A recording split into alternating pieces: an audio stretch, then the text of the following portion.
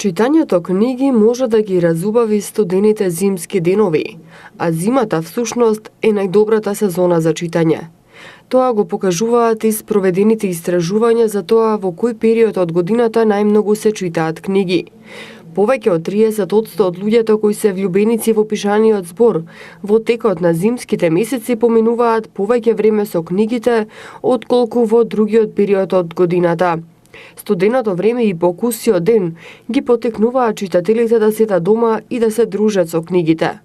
Во овие студени денови, кога поголемиот дел од слободното време го минуваме затворени по дома, книгата е идеално средство за зимско уживање. Не постои посовршен период од годината за да седнеме под топло кебе или пред каменот или печката, да ја одбереме омилената книга и да уживаме во книжевната авантура. Токму затоа направивме интересна листа со предлог книги за читање од различни жанрови и за сечи вкус.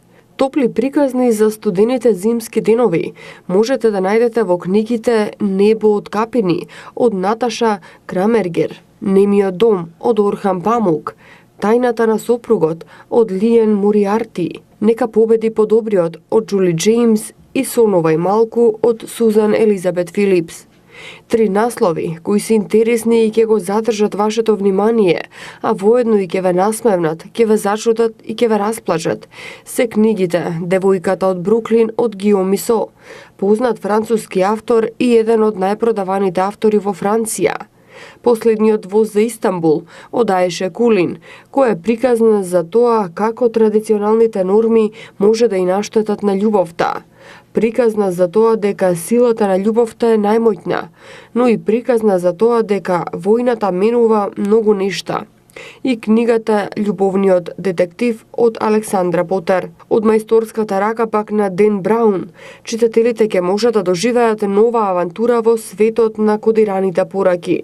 Овој пат една кодирана порака ќе ги отвори двете фундаментални прашања на човековото постоење. Од каде доаѓаме, каде одиме? Станува збор за книгата Потекло од Ден Браун. Книгата е инспирација и учител за многу нешта во животот и ви помага да го најдете одговорот на прашањето што е навистина важно и за што вреди да се бориме во животот.